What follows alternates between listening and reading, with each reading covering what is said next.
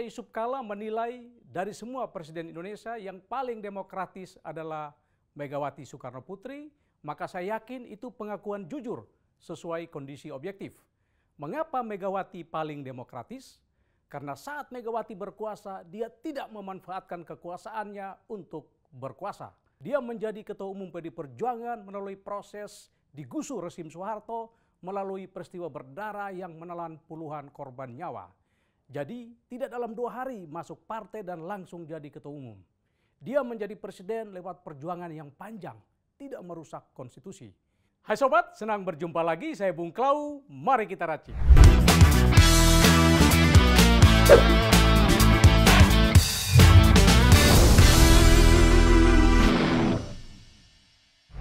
Sosok Yusuf Kala terlepas dari segala kontroversinya memiliki kejujuran dan sportivitas dalam menilai sebuah persoalan. Jadi ketika Yusuf Kala menilai dari semua presiden Indonesia yang paling demokratis adalah Megawati Soekarno Putri, maka saya yakin itu pengakuan jujur sesuai kondisi objektif. Mengapa Megawati paling demokratis? Karena saat Megawati berkuasa, dia tidak memanfaatkan kekuasaannya untuk berkuasa. Padahal menurut Yusuf Kala bisa saja Megawati menggunakan kekuasaannya untuk menang.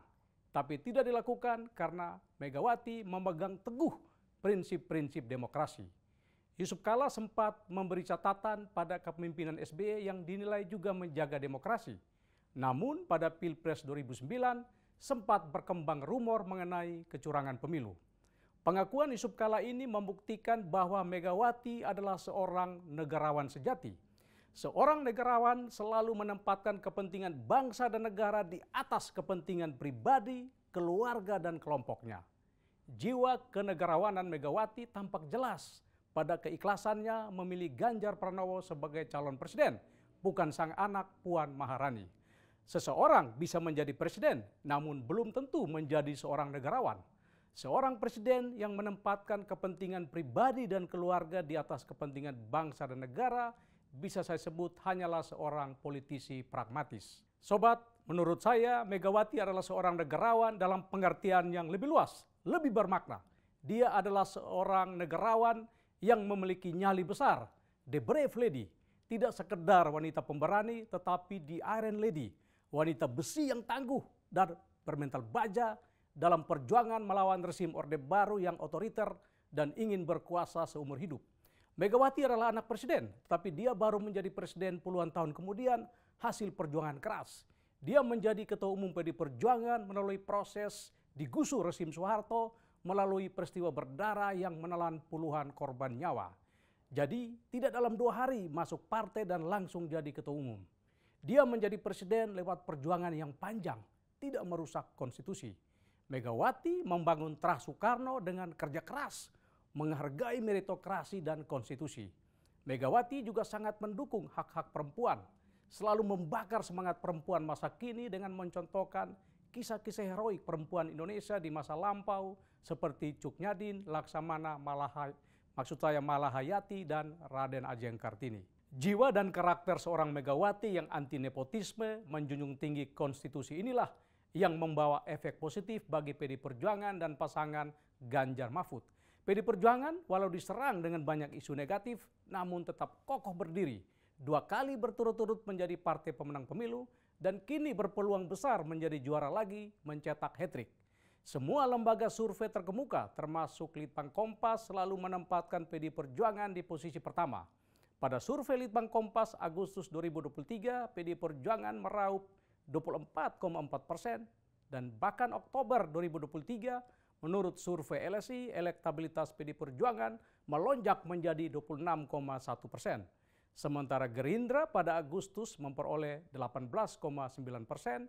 Namun menurut survei LSI, Oktober elektabilitas Gerindra anjlok 4,5% menjadi hanya 14,4%. Bagaimana dengan PSI, partai yang dipimpin Kaisang Pangarep? Ternyata elektabilitasnya tetap di 0,8%, jauh dari persyaratan 4% untuk lolos ke DPR. Benar kata filsuf dan sastrawan Lebanon Khalil Gibran bahwa fajar hanya bisa ditempuh melalui perjalanan malam. Artinya apa? Keberhasilan hanya bisa diraih melalui proses panjang, bukan hanya dalam semalam dan memperoleh hak istimewa. Dalam memilih presiden dan calon wakil presiden pun, Megawati sangat memperhatikan kualitas pribadi, tidak sekedar besaran elektoral.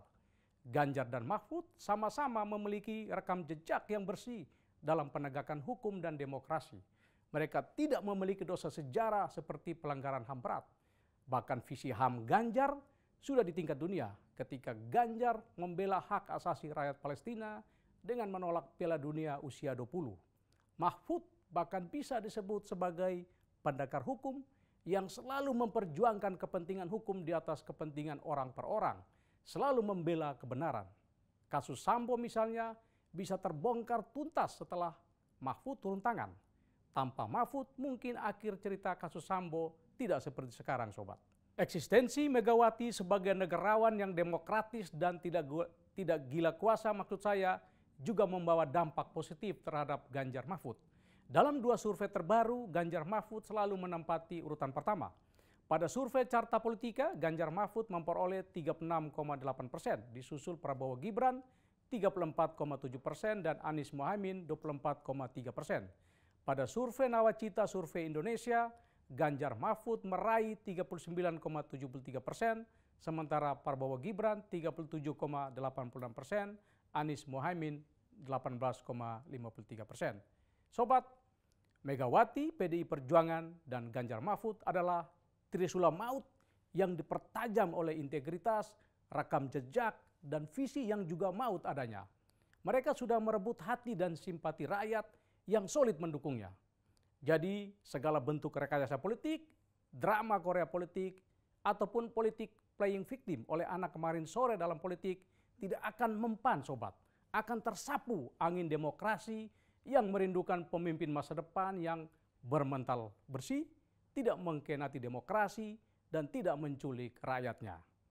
Oke sobat, terima kasih sudah menikmati racikan Klau. Jika kurang enak, mohon dimaafkan. Jika enak, nantikan racikan selanjutnya.